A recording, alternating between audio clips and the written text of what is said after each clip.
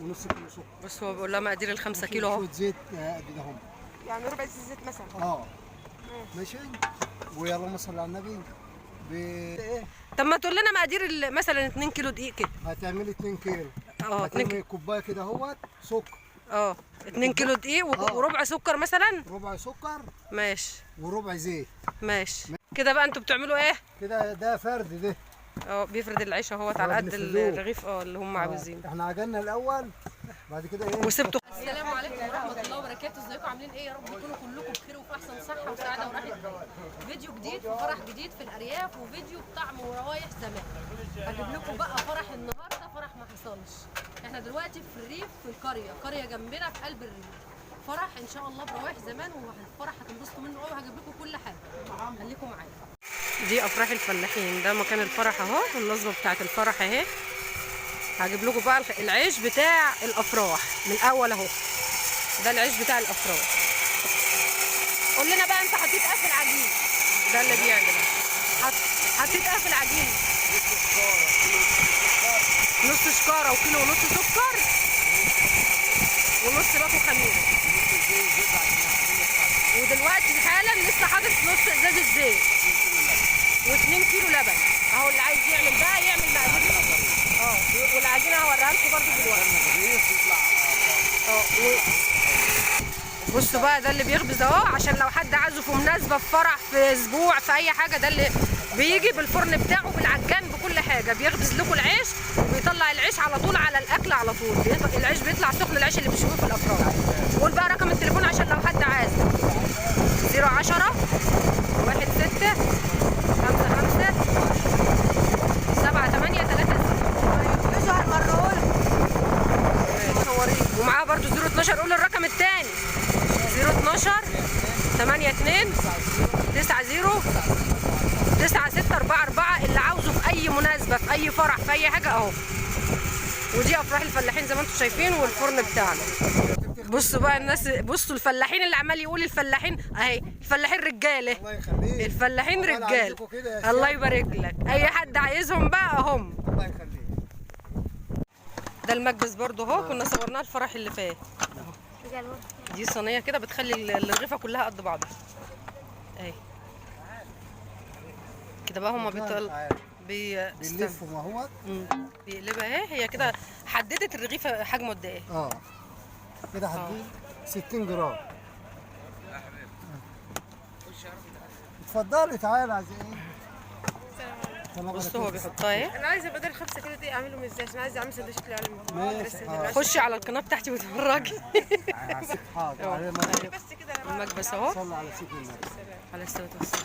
هات لي كيلو لبن. كيلو لبن؟ ماشي. ونص كيلو سكر. بس هو بيقول لها مقادير ال5 كيلو اهو. شويه زيت قد ده هم. يعني ربع زيت مثلا. ماشي. ويلا صل على النبي. ب 7 جنيه خميره. 7 خميره. ده مقادير ال5 كيلو. بير. ده مقادير ال5 كيلو. صح؟ ماشي. تاني اهو اللي عاوز يحكي. بصوا هو بيحط على وشها كده شويه زيت وتحت شويه زيت عشان ما يتلزقش. ايوه. اهم حاجه لازم ايه تلفها كده علشان خاطر ايه تريح بقى كده بتاع ربع ساعه كده في القوالب او على الطبليه. ماشي زي ما انت شايفه كده اهو. بنوزن عليهم كده ايه قطع ديت وزن كده على 2 كيلو وربع زي ما انت شايفه كده. لازم طاوله تغطي طاوله اهيت. وتنسمها. اهم حاجه تنسمه بايديك عشان ايه ما تلزقش. زي ما انت شايف كده.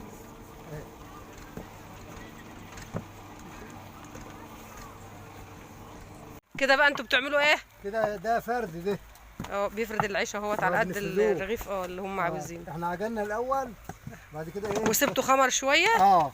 وبعدين كده وبعدين هم كده قرصوا ده هنا اهو. وبيفردوا بقى بالنشابات زي ما احنا بنفرد كده. بس مش عارفه ما بيطلعش حلو معانا كده ليه؟ لا معلش بقى صنعته بقى اكل عيش. هي ان شاء الله بقى لو جربت مره واثنين هيطلع كويس. ايوه. انتوا جربوا. بتعملي مره وبتسيبي نفس لازم ايه كل لا احنا هنعمل بالمقادير اللي انتوا قلتوها بقى. كل مدى كده ايه. طب ما تقول لنا مقادير مثلا 2 كيلو دقيق كده. هتعملي 2 كيلو. 2 كوبايه كده اهوت سكر. 2 كيلو دقيق وربع سكر مثلا. ربع سكر ماشي. وربع زيت. ماشي. وحته خميره ب5 جنيه. ماشي. ونص وهو كيلو والدقيق نوع واحد. نص كيلو لبن. ماشي. ونص كيلو لبن. وهتكملوا ميه عشان لو حطيتيه لبن صفا هيبقى زي القرص. ايوه. احنا عايزينه ايه ما بين البنين يعني يبقى طعمه حلو. تخلي حتى لو مش هتعرفي تفردي تيجي عاملاها كده اهو كده اهو زي ما انت شايفه كده. اهم حاجه يبقى ما فيهوش ايه مطبات عشان ينطر معاك ويبقى زي لقمه الكايزر تعمليه سندوتش. ايوه عشان ماشي. طب انت قول بقى طريقه العجين. انت حطيت الدقيق وفوق اللبن. حطينا اللبن والميه والخميره والسكر وقلبناها على بعض. عشان ما فيش حاجه تطلع مخرزه. ماشي. تقلبوا السكر كويس وتلقطي بقى الدقيق واحده واحده كده. ماشي. وتبقى العجينه ولا طريه قوي ولا ناشفه قوي. في المعقول كده.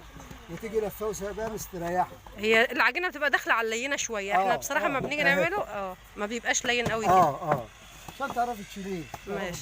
ماشي. واهم حاجه في الفرد لازم تمشي ايدك على الهواء كده.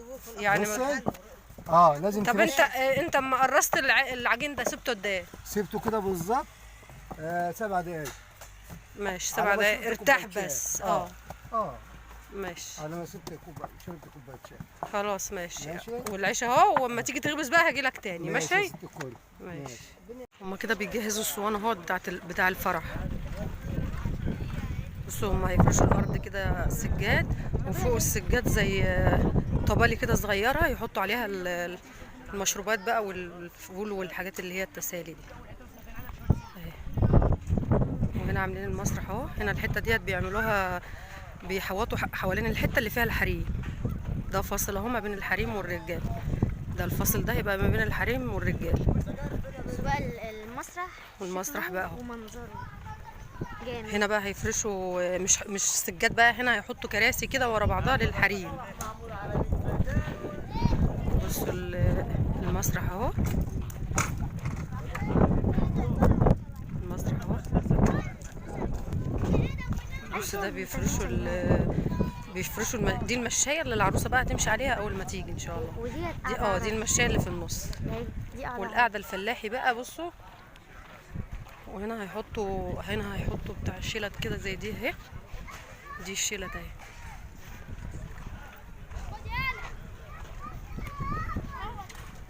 هي قلب بتاعت المال هناك دي.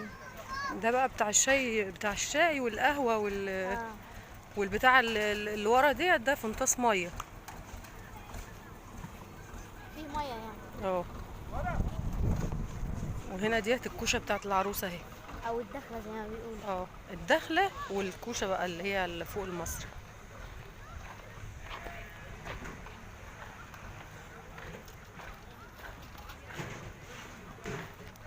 كان ده لاهل الفرح اللي هم بيستقبلوا الناس.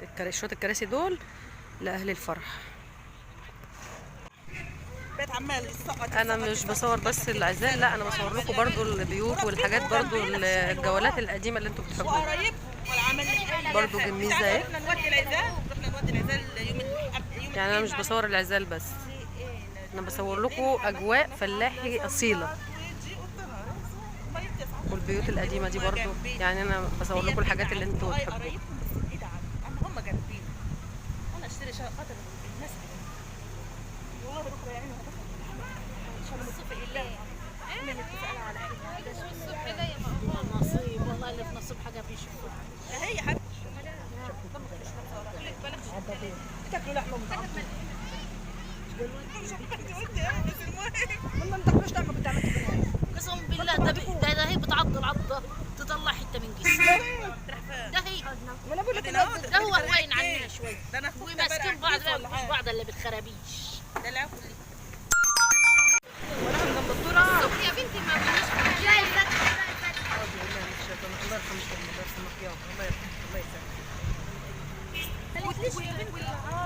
والعشاء يوم الاحد والحنه يوم الاحد وكل حاجه يوم الاحد. ما انتوش منهم قلتوا بعض فقط الله لسه جاي تسالي. شيماء بنت خالك خلت هنا